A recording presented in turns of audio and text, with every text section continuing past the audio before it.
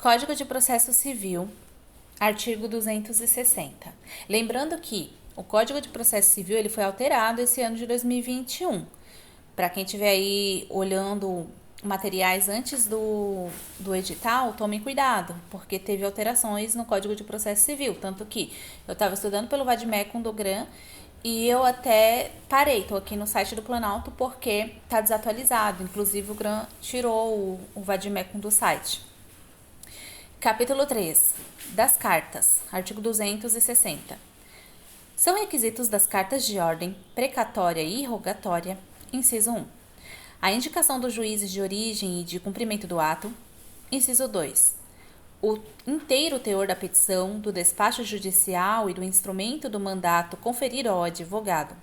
Inciso 3. A menção do ato processual que lhe constitui o objeto. Inciso 4. O encerramento com a assinatura do juiz. Parágrafo 1. O juiz mandará trasladar para a carta quaisquer outras peças, bem como instruí-la com mapa, desenho ou gráfico, sempre que esses documentos devam ser examinados na diligência pelas partes, pelos peritos ou pelas testemunhas. Parágrafo 2.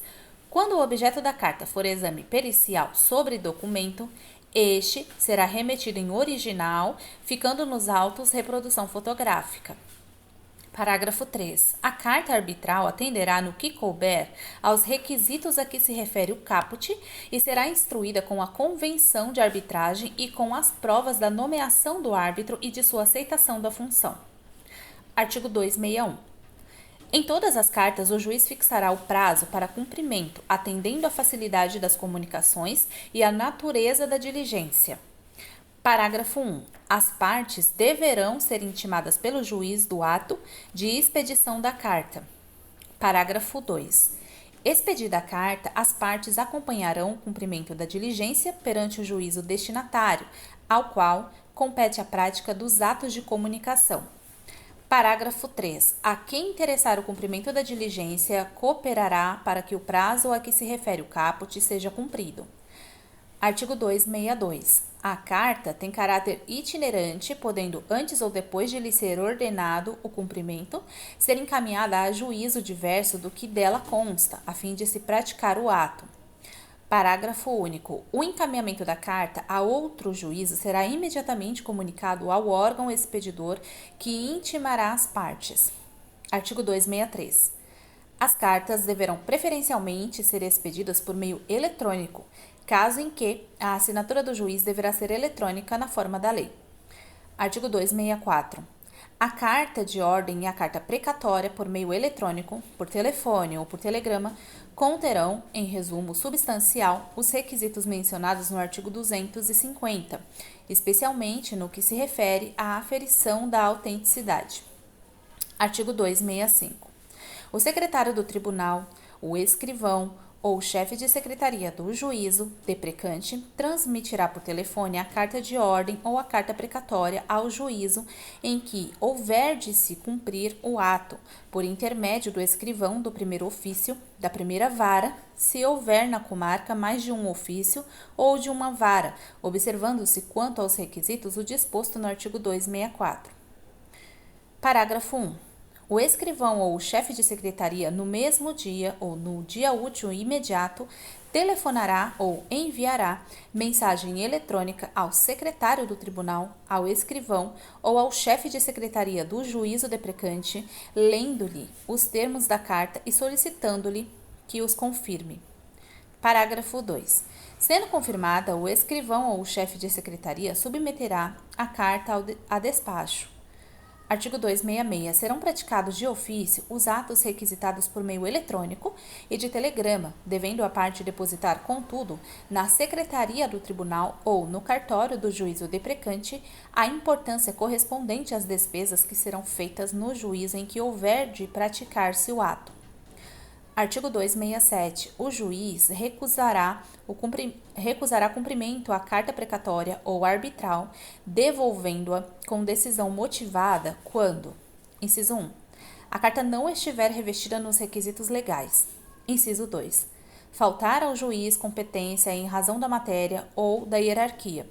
Inciso 3. O juiz tiver dúvida acerca de sua autenticidade. Parágrafo único. No caso de incompetência em razão da matéria ou da hierarquia, o juiz deprecado, conforme o ato a ser praticado, poderá remeter a carta ao juiz ou ao tribunal competente. Artigo 268. Cumprida a carta, será devolvida ao juízo de origem no prazo de 10 dias, independentemente de traslado, pagas as custas pela parte. Capítulo 4. Das intimações. Artigo 269. Intimação é o ato pelo qual se dá ciência a alguém dos atos e dos termos do processo. Parágrafo 1. É facultado aos advogados promover a intimação do advogado da outra parte por meio do correio, juntando aos autos a seguir cópia do ofício de intimação e do aviso de recebimento. Parágrafo 2. O ofício de intimação deverá ser instruído com cópia do despacho, da decisão ou da sentença. Parágrafo 3. A intimação da União, dos Estados, do Distrito Federal, dos municípios e de suas respectivas autarquias e fundações de direito público será realizada perante o órgão de advocacia pública responsável por sua representação judicial. Artigo 270. As intimações realizam-se sempre que possível por meio eletrônico na forma da lei. Parágrafo único. Aplica-se ao Ministério Público, à Defensoria Pública e à Advocacia Pública o disposto no parágrafo 1 do artigo 246. Artigo 271. O juiz determinará de ofício as intimações em processos pendentes, salvo disposição em contrário. Artigo 272. Quando não realizadas por meio eletrônico, consideram-se feitas as intimações pela publicação dos atos no órgão oficial. Parágrafo 1. Os advogados poderão requerer que, na intimação a eles dirigida, figure apenas o nome da sociedade a que pertençam, desde que devidamente registrada na Ordem dos Advogados do Brasil. Parágrafo 2. Sob pena de nulidade, é indispensável que da publicação constem os nomes das partes e de seus advogados, como respectivo número de inscrição na Ordem dos Advogados do Brasil ou, se assim requerido, da Sociedade de Advogados. Parágrafo 3. A grafia dos nomes das partes não deve conter abreviaturas. Parágrafo 4. A grafia dos nomes dos advogados deve corresponder ao nome completo a ser a mesma que constar da procuração ou que estiver registrada na Ordem dos Advogados do Brasil.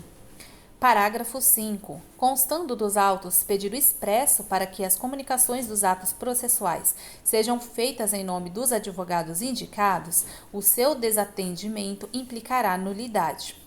Parágrafo 6. A retirada dos autos do cartório ou da secretaria em carga pelo advogado, por pessoa credenciada a pedido do advogado ou da sociedade de advogados, pela advocacia pública, pela defensoria pública ou pelo Ministério Público, implicará intimação de qualquer decisão contida no processo retirado, ainda que pendente de publicação.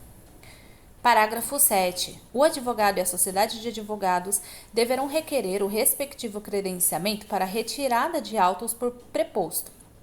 Parágrafo 8. A parte arguirá a nulidade da intimação em capítulo preliminar do próprio ato que lhe caiba praticar, o qual será tido por tempestivo se o vício for reconhecido. Parágrafo 9. Não sendo possível a prática imediata do ato diante da necessidade de acesso prévio aos autos, a parte limitar-se-á a arguir a nulidade da intimação, caso em que o prazo será contado da intimação da decisão que a reconheça. Artigo 273. Se inviável a intimação por meio eletrônico e não houver na localidade publicação em órgão oficial, incumbirá ao escrivão ou chefe de secretaria intimar de todos os atos do processo os advogados das partes. Inciso 1. Pessoalmente, se tiverem domicílio na sede do juízo. Inciso 2. Por carta registrada com aviso de recebimento quando forem domiciliados fora do juízo.